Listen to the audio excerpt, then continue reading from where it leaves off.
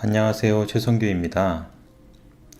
이번 시간에는 이제 에너지에 좀 더 이론적인 얘기 말고 실제적인 느낌으로 어떤 느낌이 드는지에 대해서 에너지가 어떤 느낌으로 느껴지는지에 대해서 한번 설명을 하려고 합니다. 물론 이론적으로는 제가 사람이 성장하면서 만들어진 모든 욕구가 충족되면서 거기서 얻어지는 것이 에너지라고 얘기했었어요.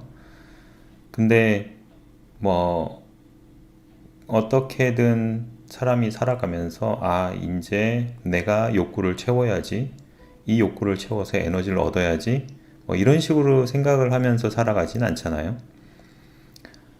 하지만 그런데도 사람들은 무의식적으로라도 이 에너지를, 심리적인 에너지를 추구할 수밖에 없고 그렇게 살아간다는 것을 저는 이제 얘기를 드리려고 하고요.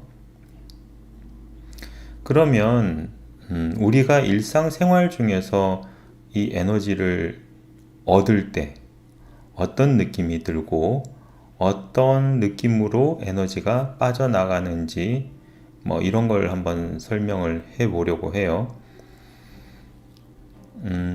에너지가 들어올 때는 결국 다시 얘기하면 욕구가 채워진다라는 뜻이기 때문에 욕구가 충족된다 됐을 때 우리는 어떤 느낌을 느낄까요? 만족스럽죠. 네. 그래서 욕구가 채워져서 만족스러운 느낌, 그게 바로 에너지가 들어오는 느낌이에요. 그리고 대개의 경우는 기분이 좋다라고 느낄 수 있는 거죠. 다시 말해서 기분이 좋으면 에너지가 들어온다라고 얘기할 수 있어요. 한번 얘기 드린 적이 있죠. 그래서 결국 반대로 에너지가 빠져나갈 때는 기분이 나빠진다라고 얘기하는 거고요.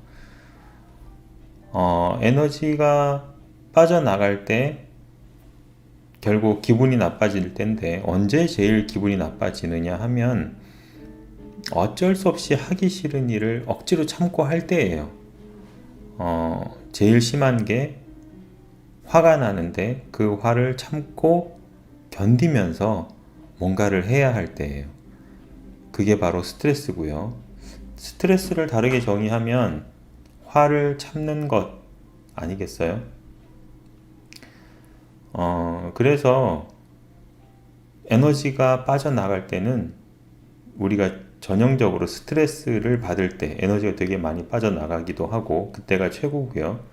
그 다음에 일반적으로 하기 싫은 일을 억지로 참고 할 때, 그럴 때 에너지가 빠져나가고 그것을 뭉뚱그려서 얘기해 보면 기분이 나빠질 때 에너지가 빠져나간다 라고 얘기할 수 있어요. 에너지가 기분이 나쁘면 반드시 에너지가 빠져나갑니다. 그런데 기분이 좋으면 반드시 에너지가 들어와야 할 텐데요. 그렇지가 않다는 게 문제예요. 물론 기분이 좋은 순간엔 에너지가 들어와요. 하지만 에너지라는 것은 우리가 욕구를 충족할 때 들어오는 거기 때문에 욕구를 충족시키기 위해서 사람들은 굉장히 노력이라는 걸 하잖아요.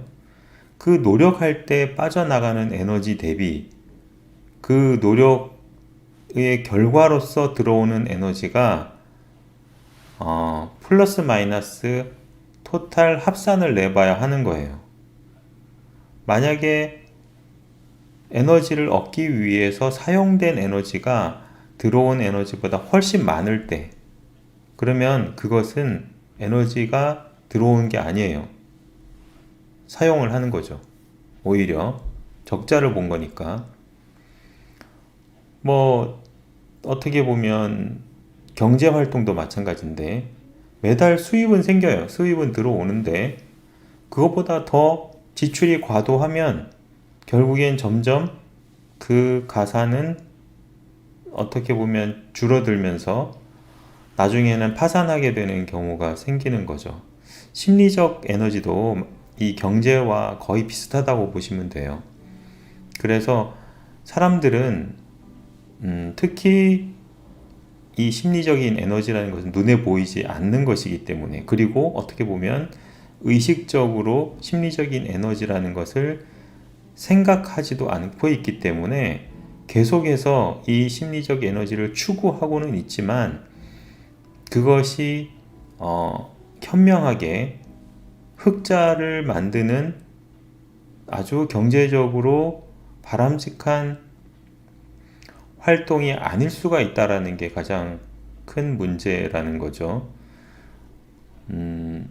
여기서 이제 나타나는 것이 결국 우리가 에너지를 얻기 위해서 만들어냈던 수많은 욕구 중에 가장 중요하고 핵심이 되는 인정 욕구가 문제가 되는 거예요. 살짝 얘기하기도 했지만 이 인정 욕구를 얻고자 굉장히 많은 에너지를 들인단 말이에요. 왜냐하면 인정을 받으려면 양육자든 친구든 타인에게 굉장히 뭔가를 많이 노력해서 그 사람에게 에너지를 줘야 그 사람이 이 친구 참 괜찮은 친구구나, 이 친구 굉장히 능력이 많구나 라면서 인정을 해주는 거거든요. 에너지를 다른 데 쓰지 않으면 인정 욕구는 충족되지가 않아요. 그래서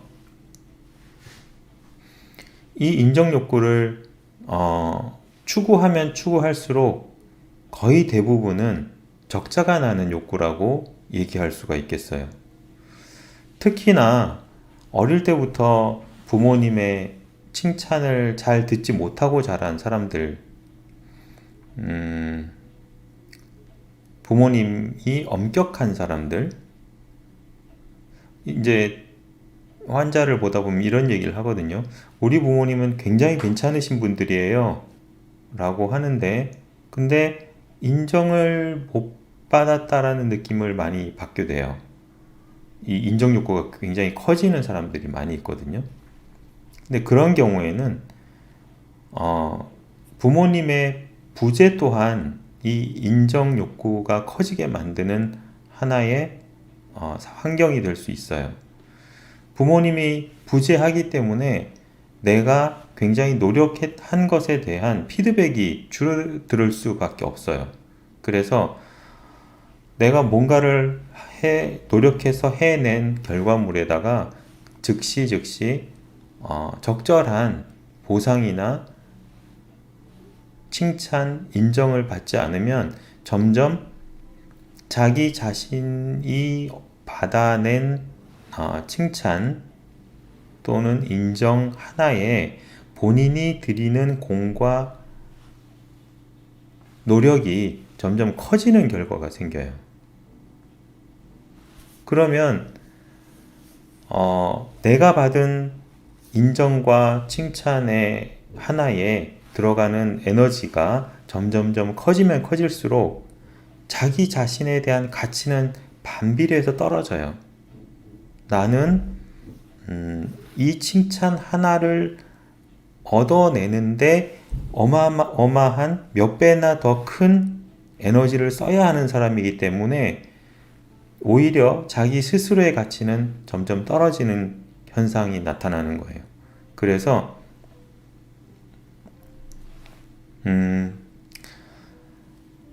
그 결과 자기 자신은 칭찬 하나, 인정 하나를 받기 위해서 1대 20, 나는 20개를 주고 하나를 얻는 그런 교환비가 굉장히 낮은 사람이 되어버리는 거죠. 그게 한번 틀이 잡혀버리면 뭐 1대 10이든 1대 20이든 1대 30이든 이건 정성적인 얘기인데 어쨌거나 그런 식으로 그런 느낌으로 한번 틀이 잡혀버리면 앞으로 만나는 모든 사람들한테서 에너지를 얻으려면 자기는 꼭 10개, 20개, 30개 뭐 그런 식으로 더 많은 노력과 에너지를 들여서 교환해 와야 하는 사람이 되어 버린다는 거죠. 그것을 본인이 당연하게 여긴다는 거예요. 그러면 그럴수록 이제 그렇게 되면 본인이 스스로 인정을 얻고자 노력하면 노력할수록 에너지가 점점 빠지는 사태가 벌어지는 거예요.